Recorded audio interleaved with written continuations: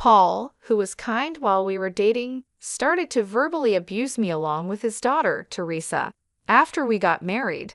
Despite their treatment, I continued to save for Teresa's college funds. Eventually, a college acceptance letter arrived, and we decided to celebrate, which also coincided with Paul's promotion. When I returned home from shopping, I found garbage bags filled with my books and clothes left in the yard. In the bedroom, Paul, Teresa, and my mother-in-law were throwing my belongings into garbage bags. "Hurry up and leave. We can't invite Grandma over because there's not enough room with you around," Teresa said. "Exactly. We don't need a failure of a wife. We'll just take the college funds. Thanks." Paul laughed, shaking his shoulders. "A bottom dweller making $10 per hour. Get out, useless mother." "Bye-bye," my mother-in-law added. Something inside me snapped then. "I'll leave," I said. I went to the yard and carried the remaining garbage bags to the car. Sitting in the driver's seat, tears of frustration overflowed. I bit my lip and vowed not to let this be the end. Remember this, I am Kelly, a 53-year-old housewife. 12 years ago, I met Paul, who was 44, through work. We got along well as we worked together. Paul, who was cheerful and bright, seemed dazzling to someone as introverted as me. When he proposed, I was flustered and wondered, am I good enough? During one of our dates, he revealed that he had a 9-year-old daughter, Teresa. I was surprised to learn he was divorced, but soon grew fond of Teresa, who was affectionate and innocent after meeting her nervously. Our modest wedding went smoothly, and our married life started off well. However, the happy days did not last long. I lost my parents to illness during my student days and was raised by my uncle and his wife, who ran a business, after accepting the proposal. I introduced Paul to my uncle and his wife after getting their blessing for our marriage. Next, we visited Paul's parents to greet them. When my mother-in-law learned that I was raised by my uncle and his wife, she seemed clearly displeased. Maybe because of that, she started to make snide remarks to me after we got married. She would come over unexpectedly to nitpick everything. "Kelly, there was a hair in the corner of the stairs. The bathroom mirror is dirty. Don't you clean it every day?" She would frequently scold. "It's outrageous that you work even though you have a small child. These days, everyone works even with small children. I switched to part-time so I could be home when Teresa comes back from school." I gently objected. My mother-in-law glared at me. "How dare you talk back to your mother-in-law, insolent wife?" I never asked why they divorced, but I could guess it might have been because of her nagging. "Come on, Mom. If both of us work, we can save up for Teresa's college funds sooner," Paul said. But as years passed, like his mother, Paul started to verbally abuse me as well. "You come back from work halfway through the day, and this is the meal you prepare. Don't you care to comfort your tired husband?" "I'm sorry, but it's tough to prepare 2 side dishes every day besides the main," I replied. "You just want to slack off. Everyone manages to do it," he said. My mother-in-law, who was a full-time housewife, never used store-bought prepared foods and forbade me from using them as well. So I found time to prepare meals in advance late at night or on weekends when the family was asleep. Just when I thought the issue was resolved, Paul started insisting on bringing lunch from home to save money, which of course I had to prepare, and he found fault with that too. The lunchbox contains frozen food, and the main dish is leftovers. "You're cutting corners too much. Preparing all the small dishes from scratch is hard," I said. "Don't talk back. You're the wife. You know I hate pre-prepared meals. Are you trying to annoy me?" Paul raised his voice. "No more frozen or ready-made meals from now on. But it's the wife's job to think about the family's health and prepare meals. Do you want to make me and Teresa sick?"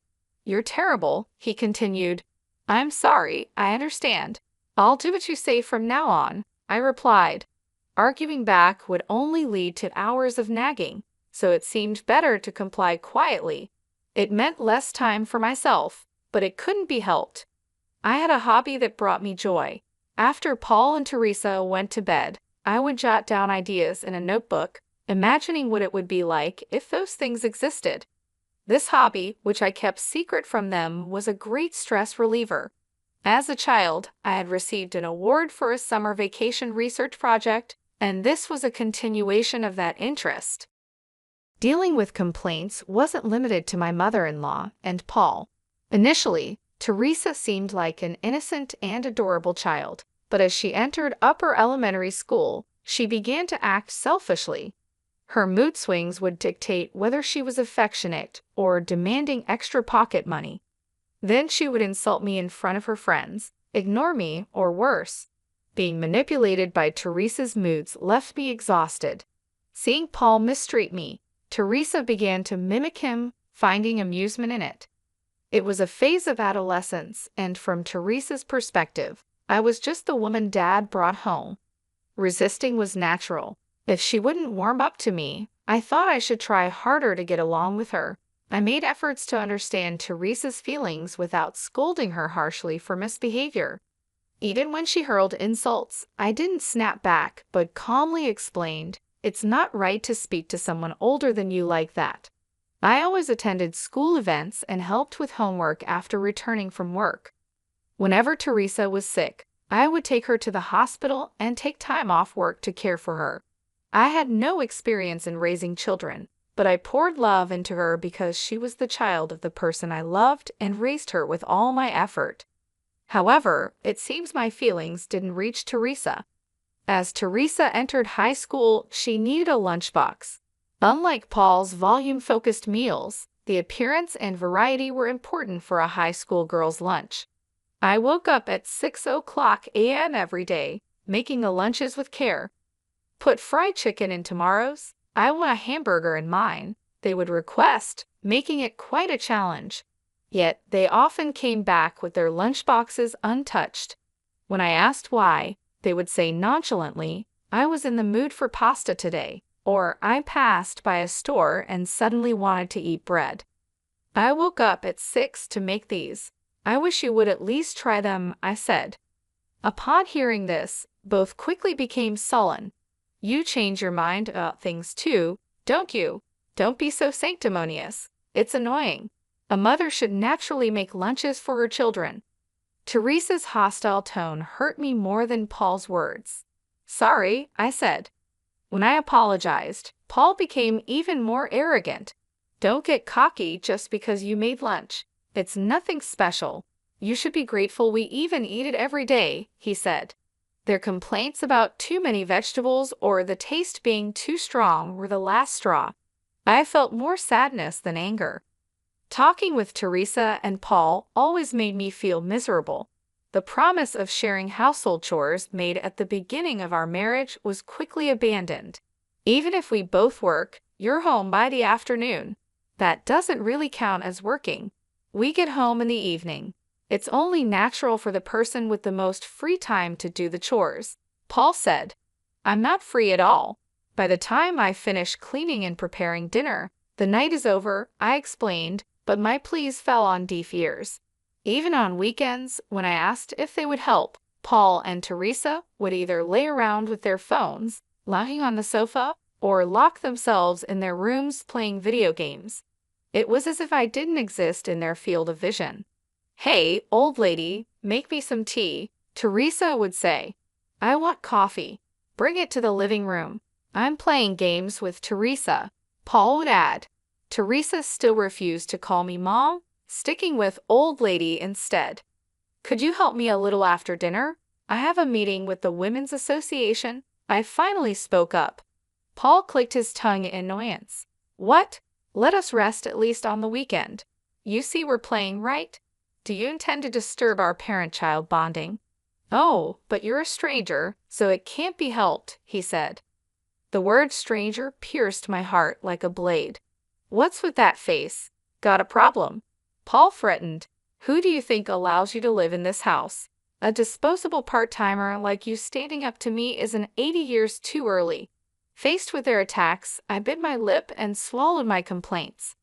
Though Paul boasts as a middle manager in a small to medium enterprise, his income isn't impressive. He makes more than I do as a part-timer, but that's about it. Paul's dominance might stem from controlling the finances. Before our marriage, I mentioned I'm not confident in managing finances.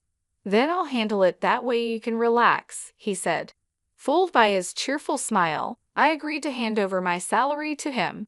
He would allocate funds from our combined incomes for living expenses and Teresa's college fund.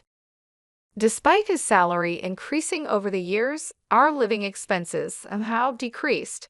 Lately, I've been given only $10,000. Half goes to saving for college fees, and the rest covers food, daily necessities, and miscellaneous expenses. I need at least $5,000 more, and I want some pocket money for myself. Housewives don't need pocket money. Put the $5,000 for Teresa's education into the account first. I'll check every month, Paul said firmly. I stood my ground. Paul, you often buy luxury watches and brand-name suits. You nag me about saving money and are stingy with it. You seem to give Teresa a lot of pocket money. Why can't I buy what I want? I desperately appealed to Paul. I work too. It's ridiculous to need my husband's permission to buy clothes or go to the hair salon. Both Teresa and I have our social obligations. You don't need to keep up with mommy friends. Dressing up is just a waste of money for you, Paul retorted. Teresa also joined in, looking pleased to participate. Children cost money. Stop complaining. Then I'll increase my working hours. The extra can be my pocket money, right? I suggested. Paul was shocked. That's out of the question. You can't even manage household duties perfectly as it is. What if you neglect them even more? Mom would definitely oppose it, he said, mentioning his mother. I gave up on arguing. It was difficult for someone as timid and inarticulate as me to stand up to the two of them. Yet I harbored a faint hope. Maybe if Teresa gets into college and enjoys campus life, her attitude towards me will soften.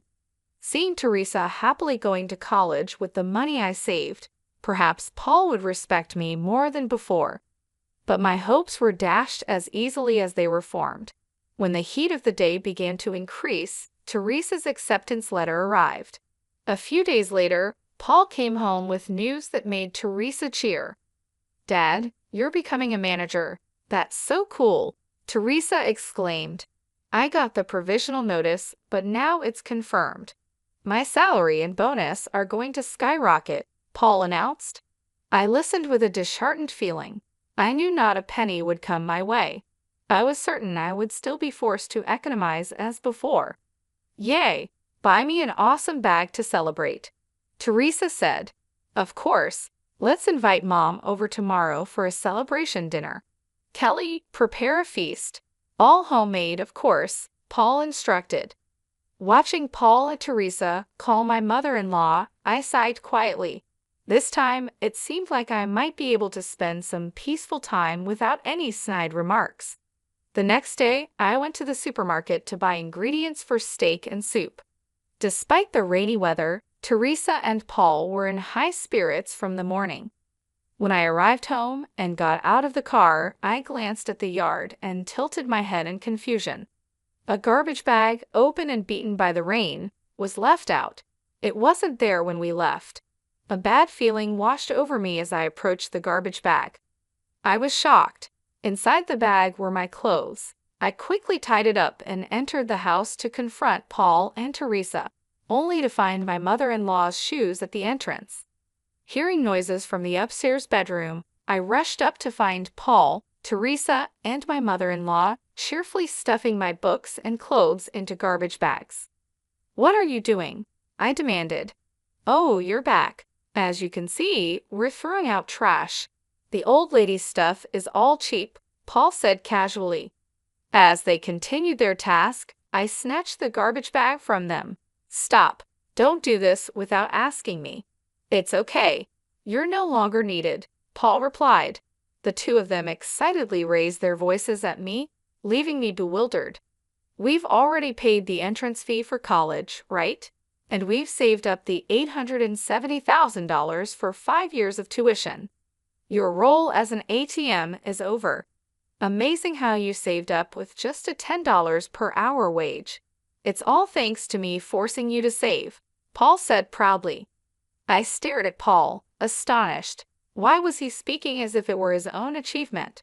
Paul continued, full of pride, after kicking out the previous wife, I wanted to bring Mom here, but first, we thought of saving up for college. Finding a submissive woman to save up would mean Teresa and I wouldn't need to save. You seem submissive enough and just right to double as a housemaid.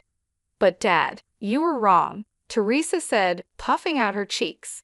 She couldn't do the housework perfectly, and she lectured me even though she's an outsider. Totally useless.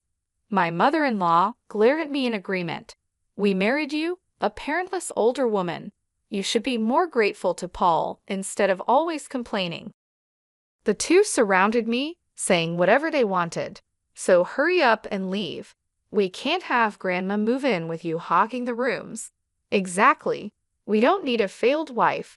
We'll just take the money, Paul added, pushing the garbage bag toward me. The bottom dweller earning $10 per hour. Get out, useless mother. Bye-bye.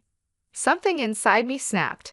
Then I'll leave, I said. I grabbed my valuables, transferred my clothes and books from the garbage bags to a suitcase, and left the room. Heading to the yard, I also moved the rain-soaked garbage bags to the car. Sitting in the driver's seat, tears of frustration spilled over. Paul never had any affection for me. To be treated as nothing more than a housekeeper and ATM, how much more could they belittle me? I was furious.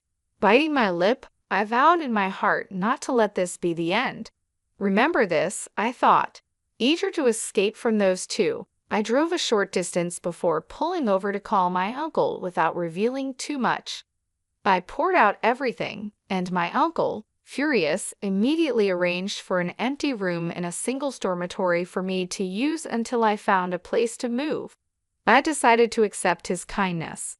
Fortunately, only my clothes got wet in the rain, so I dried them at a laundromat near the dorm and carried them to my room. As I stored my clothes in the chest of drawers and organized my valuables, I began to feel slightly more at peace. During our relationship, Paul had been truly kind, and I believed I was cherished. Even after his attitude changed post-marriage, I kept telling myself, he's really a kind person. Things will go back to how they were.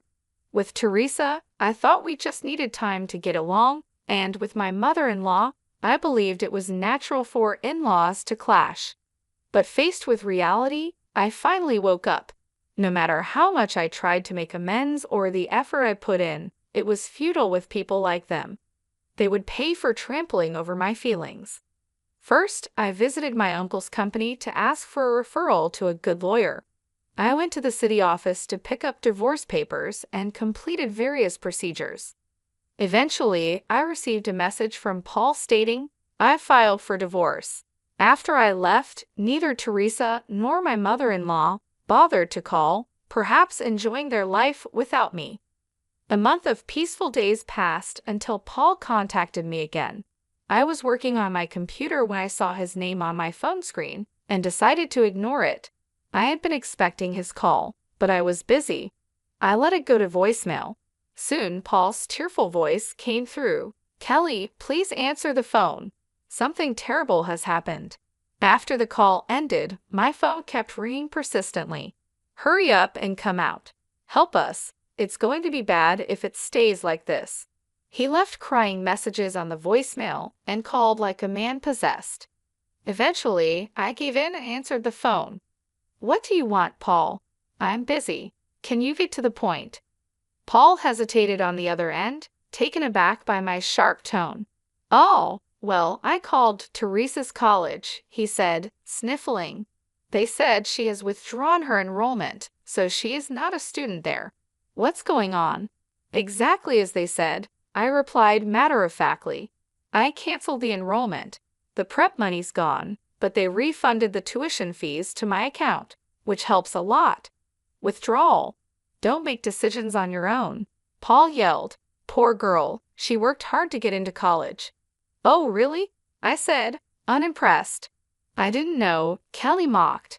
With the allowance you gave her, she was busy going to nightclubs and rock concerts until morning. Hardly the behavior of a student. That is, Paul stumbled over his words. I've never seen her study once. So you chose a college where money would do the talking, right? She studied when you weren't looking. College isn't just about studying. You've taken away her chance to learn other things, Paul argued heatedly. Oh, my mistake. It could have improved her twisted character, right? I returned his statement with heavy sarcasm. Why are you doing this? Do you have a grudge against us? Paul asked, bewildered. She told me to get out, called me a useless mother. Who does she think made her college possible? How do you think I felt saving up all that money? I said. Holding on to such words, you're petty. Well, there's money in the account, right? Paul replied. Yes, I said, and the call abruptly ended. Sighing, I returned to my work on the computer. Less than an hour later, the phone rang again. Reluctantly answering, I was greeted by a frantic Paul screaming, "Why can't I withdraw the money from your account?" So you couldn't. I feigned ignorance. Paul started to rant and rave. I was refused at the bank. Of course, I changed the account holder's name. You can't just do that. Ah, no. Kelly, where are you? Paul's voice sounded desperate, almost begging. Without money, Teresa will have trouble enrolling in another college next year. Return Teresa's money. Return it. That $250,000 is my money. I scoffed at the absurdity. If you stop all the lavish shopping you do, you should easily afford your beloved daughter's college fees. Ah, Paul was flustered. I need money because I live at the bottom, so the soon-to-be manager or your beloved mother should take care of it, I said with heavy sarcasm. I'll have a better salary as a manager, but I'm drowning in debt. Mom's on a pension, Paul admitted hesitantly. Drowning in debt, I realized he didn't want his weaknesses known. Both Mom and I are having a tough time, so please at least spare us the compensation, he pleaded. Tough, huh? But I'll be claiming compensation properly later. Take care, I emphasized my point and hung up. The day after being kicked out, I went to the bank and changed the account holder's name, anticipating Paul might try to withdraw money upon learning of the college withdrawal. If Teresa had been serious about her studies, canceling her college enrollment would have been heartbreaking, but given her carefree lifestyle, it wasn't. I chose this route without hesitation. That night, I received a voicemail full of insults from my mother-in-law, which I promptly deleted. Later, through a lawyer introduced by my uncle, I filed for compensation from Paul. Predictably, he resisted. Paul accused, knowing I don't have money, demanding compensation is just cruel. Why should I even have to pay? I provided for Kelly, treated a failed wife kindly, and didn't even cheat. What's there to complain about? Running off with the enrollment money is outrageous. If anything, we should be receiving compensation from you. So I thought I'd wait until Paul changed his tune. A few months later, I received a call from my sobbing mother-in-law. Kelly, please help, she said, her tone as imperious as ever. It seemed her character would never change. Long time no see. What's the matter? I asked leisurely, though I could guess the reason. They're telling us to vacate this house, she said. Well, it can't be helped. It's my house, after all, I replied. My mother-in-law gasped in surprise. Didn't Paul tell you? When I got a job, my aunt and uncle transferred this house to me. I invited Paul and Teresa, who were living in an apartment at the time, to live with me, so it's in my name. This is the first I've heard of it, she sounded dumbfounded. Is that so? Well, anyway, my uncle was furious when he found out I was kicked out and said he'd proceed with selling the house, so I'm going along with it. I'm not kind enough to let the people who kicked me out live there for free. So you're really going to sell it? She asked. Yes, there's a viewing this weekend, so please move out by then, I replied. That's impossible, my mother-in-law shouted. I was kicked out in 15 minutes from my own house, I said calmly.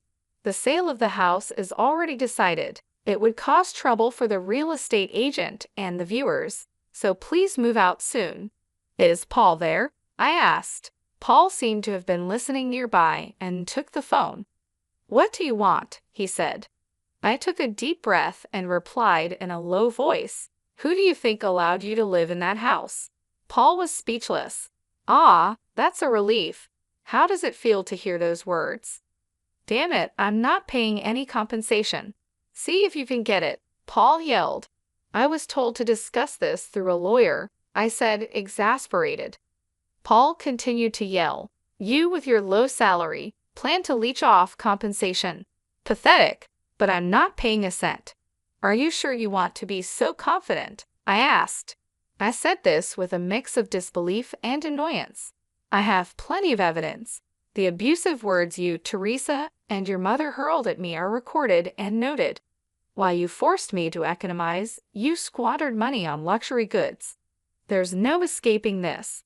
A mother saving for her child is natural, and a wife should obey her husband. That's right. If you have something to say, earn more than me, Paul retorted, both making a scene with their vulgar attitudes. Return the college funds, thief. If you really don't, we'll sue you. Suit yourself. Enough, both of you. Teresa tried to calm her mother and Paul over the phone. I'm really angry at her for stealing my important college funds. That's the lowest a parent can get. Teresa, you're right. You're looking forward to college so much. It's heartbreaking. Paul's voice sounded like he was on the verge of tears. But it's okay.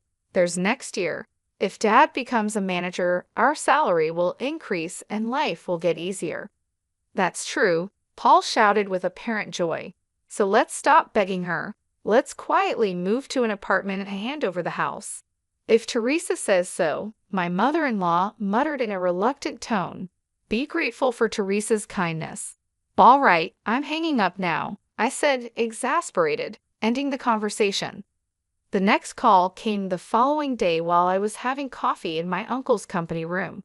I could easily guess it was about the same matter. Reluctantly, I answered, knowing ignoring them might lead them to show up at the company. What have you done? Paul was sobbing, sniffling, and with a voice like a scream, he asked. My promotion was canceled and I was demoted from manager to regular employee, sent to a subcontracting factory. What's going on? I sighed deeply. It seemed he still didn't understand anything. You know Acme Industries, right? Of course, it's a super famous discount store chain that's expanded overseas. It's also a major client of our company. You've injured its chairman. Huh? Paul sounded dumbfounded.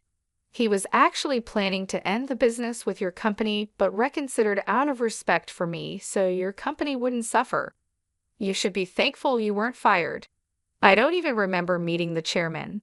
The chairman of Acme is my uncle. After a brief silence, Paul screamed in shock. I moved the phone away from my ear to wait it out. You shouldn't have told me sooner. My uncle introduced himself during our marriage meeting, I replied. I was amazed by Paul's lack of attention. He stopped crying and suddenly pleaded, Come on, mediate for me. It's just a little marital spat. If I become a regular employee, my salary will decrease and Teresa won't respect me anymore. No, you brought this upon yourself, I said coldly. Is that all? I'm hanging up.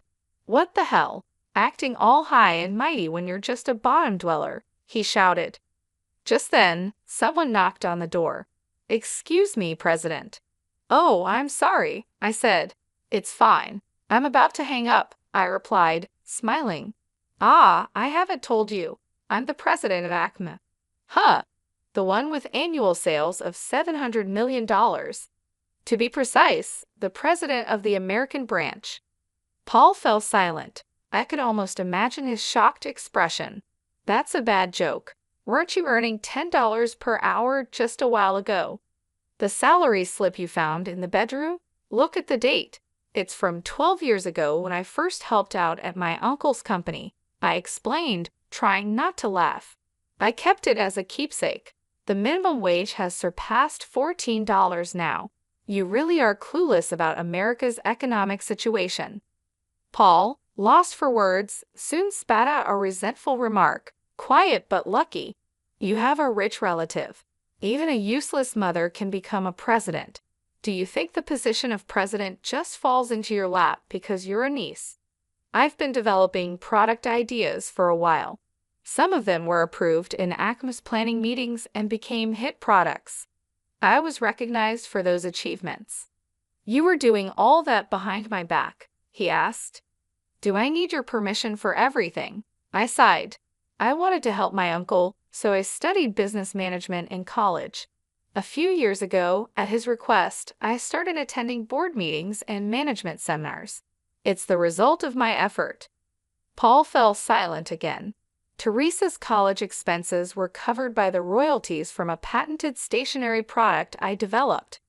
Otherwise, it would have been impossible to manage living expenses and savings from my salary alone. If you have money, then we don't need compensation, my mother-in-law interjected. It seemed Paul had put the phone on speaker so my mother-in-law could listen in. Teresa might be listening too. I learned recently that there's property division upon divorce, right? You're obliged to give half of what you earn to Paul, my mother-in-law said confidently. I couldn't help but laugh. What's so funny, mother? Property division is not an obligation but a right each spouse has. One can also choose to waive it, I explained. I could almost see my mother-in-law tilting her head in confusion over the phone. I'm refusing it, so not a penny will go to Paul. We can take it to court if you like, but I'm sure I would win. What? Mom becomes the president of ACMA and I get nothing.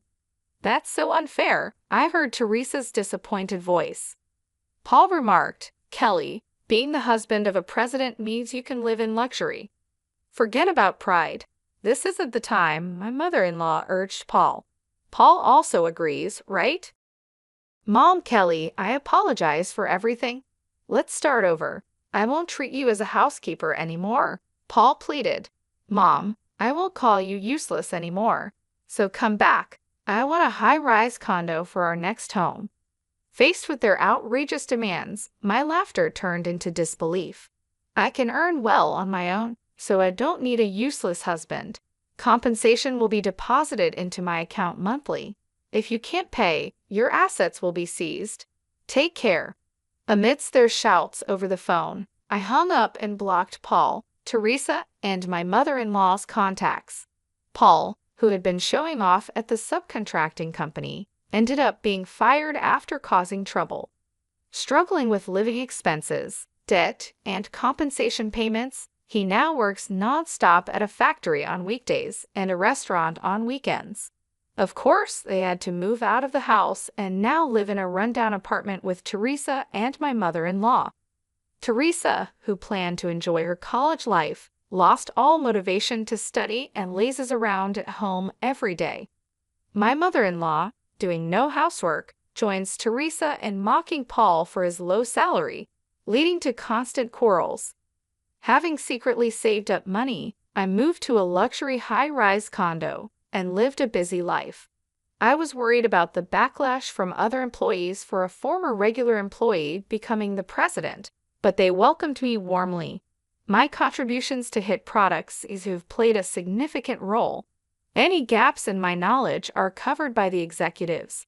Free from worrying about Paul and Teresa's opinions, I'm glad to live freely. I plan to take care of myself while enriching both my work and personal life.